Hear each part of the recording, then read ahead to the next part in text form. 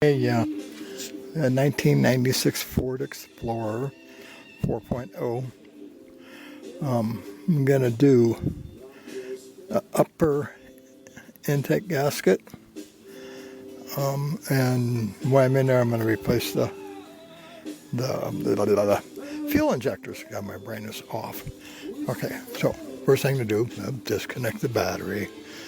Duh. Okay, then this hose here. Unscrew here, pull it off, set it aside.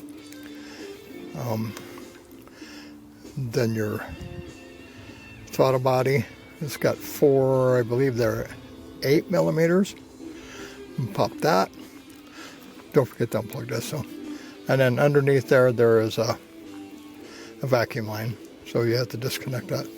And then here you can just take a screwdriver and pry that out and it'll pop that off. Then these guys here are 10s for that bracket. You can take that off. I don't remember if that's 3/4 for your fuel pressure gauge. You gotta take that line off. And then coil pack, you have to move it. You know, some people take off these wires. I'm not sure why, but there's two 10 millimeter bolts. You can take those loose, pop it aside.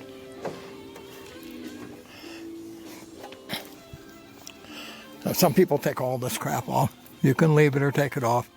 If you take it off, I think these are 10s, but you do need to take these off. They're for the EGR vacuum, blah blah. I forget exactly what they're called. Oh, wait a minute.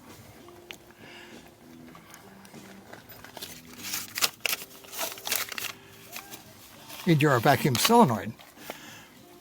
This is the solenoid, and this is the feedback valve. Okay, those are 7 millimeters, so there's 2 bolts for each one. Pull those off.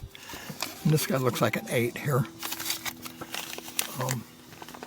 And then your brake booster line here, your vacuum line's here, and then your PVC valve is back there. You got to pull that out.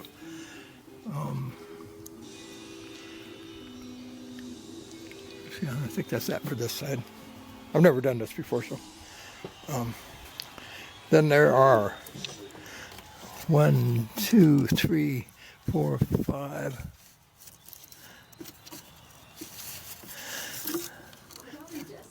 6 bolts. 6 bolts, then that should come off. And then there you are. You're at it. So then you'll be looking at your fuel rail. And there's very, very few videos on this year of fuel rails, so I will definitely make a long video so we can see it all. It's a 96. I think that was the last year of this style. Hopefully. I don't know. It almost feels like that fuel rail is part of the lower gasket. And we'll see when I tear it apart. Oh, and there's a vacuum line back here for your pressure valve. You got to pop that off. I'm sure there's something else I missed, but that gives you the gist of it. Okay, good luck. I got it off. A tip, take your main wire off to your computer. It's in the way. And trying to get it over this tube is fun. So you got to get that intake just in a certain position to where you can pull it forward so you can get it out of the hole. Now,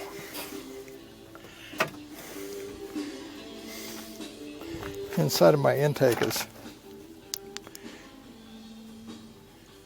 on the wet side. Looks like maybe the gaskets could have been leaking. Maybe in here, inside where the throttle body goes, looks a little wet.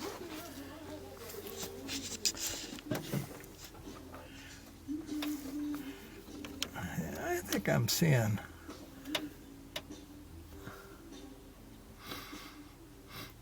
that's gas.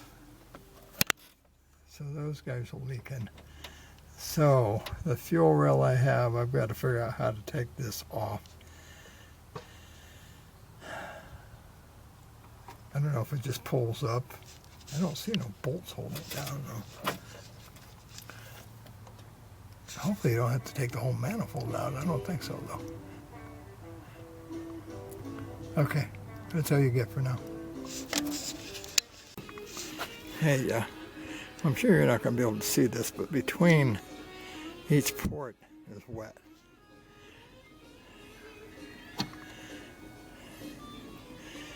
Of course, the gaskets look pretty smooshed. Yeah, but I don't think there should be wet in between there like that. I'm hoping it's just gaskets, but I ordered fuel injectors, so we'll see. See if I do it or not. Hey, yeah, on mine, there's a bolt on the bracket that holds the distributor, the coil pack down. There's two that go to the intake, and then one down on the exhaust. It's a real bitch to get to, but I found out that this steel is really weak, so it's easy just to pull up on it and bend it back a little bit. And that throttle cable I just kind of tied up, got it out of the way. I said the hardest part is getting it up over this. You really can't cut any corners. Everything's got to be out of the way so you can come forward with it. Because you got to kind of turn it sideways. It's kind of hard to explain. But anyway, that's it for today. Next step is I'm waiting for fuel injectors. Later.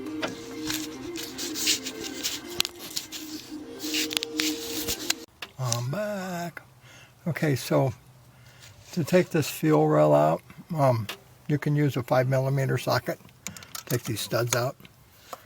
So there's what, half a dozen of them, if that, or five of them. Sorry. Yeah, so you can use a 5mm socket. Take them out. Next step after that. Okay, I'm back. I got the fuel rail off. Okay, see how that port is pretty clean. That's the fuel injector port. There's another one. There's another one. Of course, that one, the O-ring stuck, but you can tell that must have been leaking. That one's really bad. That one's not too bad. So it looks like the two front ones were leaking. Then you go in here. See that gasket? That gasket was leaking too. Okay. Still at it. That's all you get for now. Yeah. Okay, so the injectors are out, fuel rail's out, and I'm just looking at this. That looks to me like it was leaking back there. Well, I know it was. I don't know why this is kind of green there. Oh, okay, that's all you get.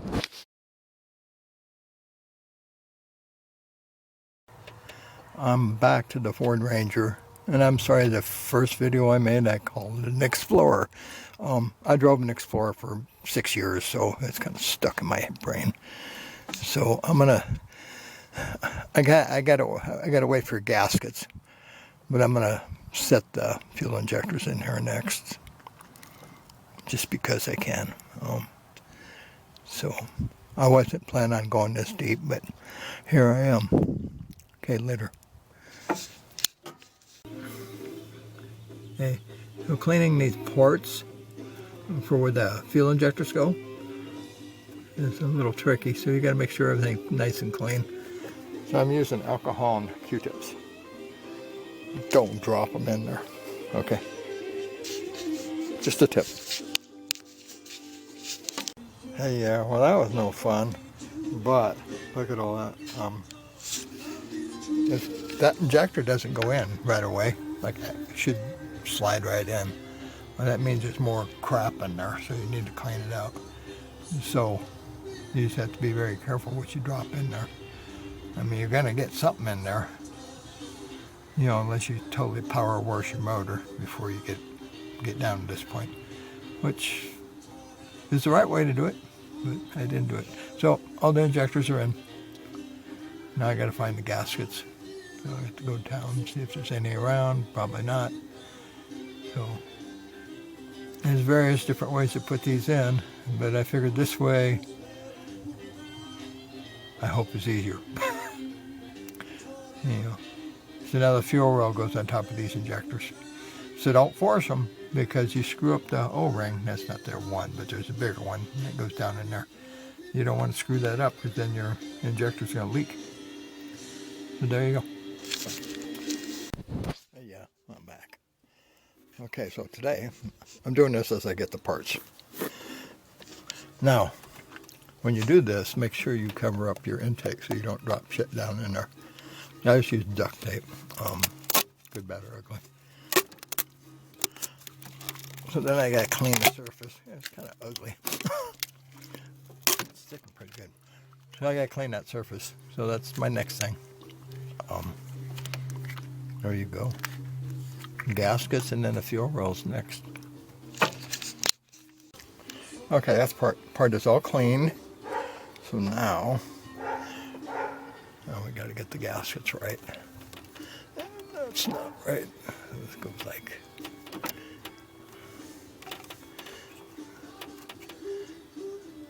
I don't know which way they're supposed to go. I got to think about this for a minute. I don't think that's right. I'm going to go one way, so you don't have any choice. So first you put this gasket down. Now, this is my first time, so bear with me. And then we got the spacer that goes next. And I can see this is all going to be a real pain in the butt to do. And then get that fuel rail on top of all that.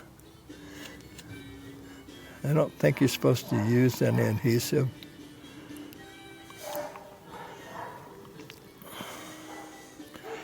Okay, then we have one more. So it looks to me like with all the writing on top is face up. Okay, so that's that part. Okay, that's all you get for now. Okay, I'm not going to record all this, I'm sorry, but that way I won't be embarrassed. So what I'm going to do next is set the fuel rail on top of the fuel injectors and the gasket. See how that goes, because, yeah, could be interesting. Okay, that's what you get. Okay, tip. Put your injectors on your fuel rail first, and then you got to wiggle it in. I'm not all the way in yet, but I'm getting close. So I'm going to stick my studs in next and go from there, because they'll help push it in, but I don't want to force them. You know, there's a couple of them that they're in all the way. Okay, there you go. That's all you get for this.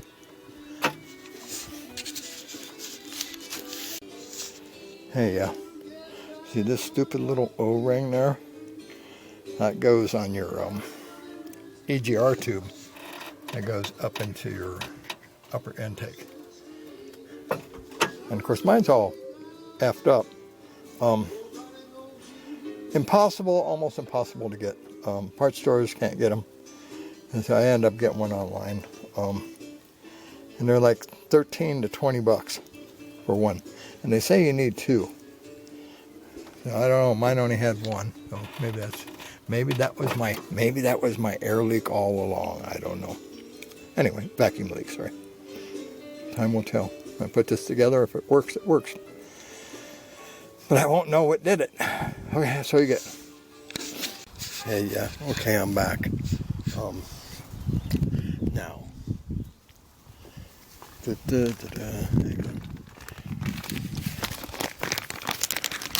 This little guy here is for the EGR tube, the tube that goes up into your intake. Now you get online and tell you need two. I ordered two like a dumb shit, so now I have an extra. Anyway, that could be that little bit of extra RPMs I was getting if that was leaking. Because this looks, it's pretty out of round. Not very normal looking. So we're going to find out. Okay, I got it all back together. I didn't want to show you all the boring stuff. And that took me, I don't know, a little over an hour, something like that. The toughest part is getting the intake on. Getting it lined up over the EGR tube. And being careful. Okay, so what I'm going to do is cycle the key a couple times and come back out here and make sure I don't have any gas leaks.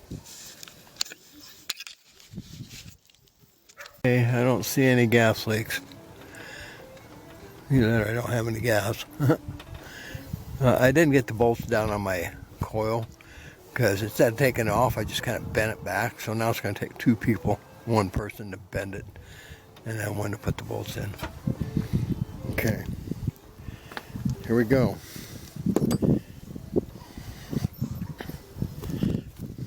Sorry about the wind. Still a little chilly today. Okay, turn it back off. Turn it back on. Here goes. Find out. One kick.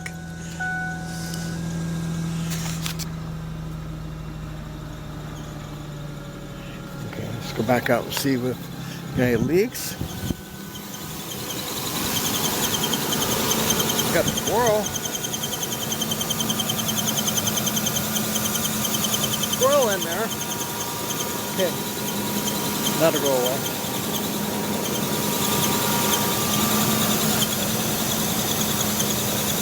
No leaks, okay. That's all you get for now.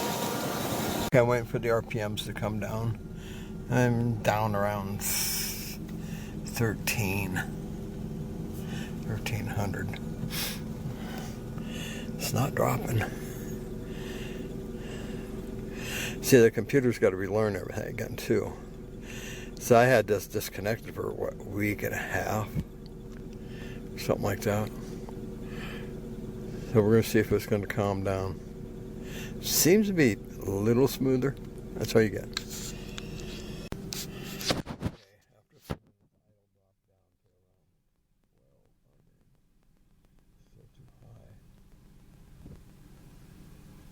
Man, I'm just throwing money at this. Not getting anywhere. The only thing I haven't replaced is the fuel pressure regulator and the fuel pump. Other than that, I haven't replaced it all. We wait. Like I said, the computer's got to learn too. So. Yeah, I'm just on some back roads. Little back road test driving. I don't know. I can't seem to figure this thing out. Not quite sure what to do with it. It's a little rough back in here. Got a lot of people dumping trash too. People suck.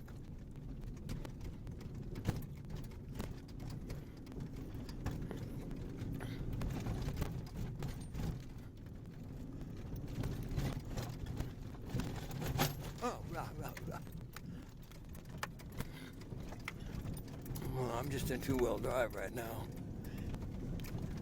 You don't need four-wheel.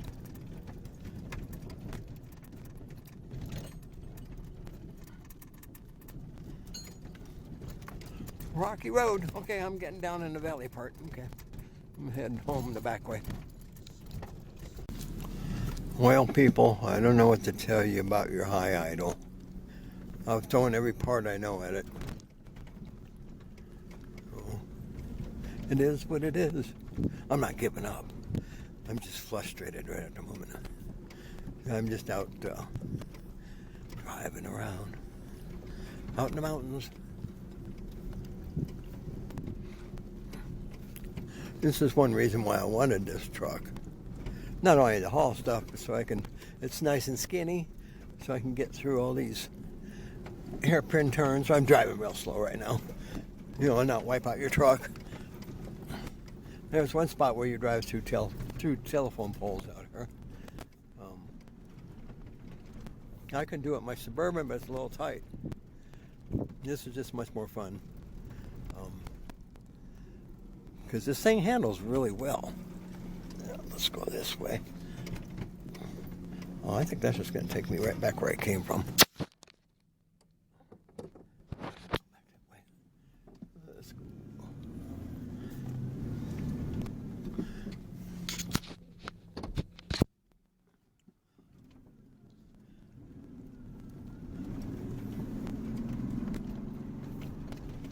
Chair? Anyone? Chair, anyone? Anyone? Anyone?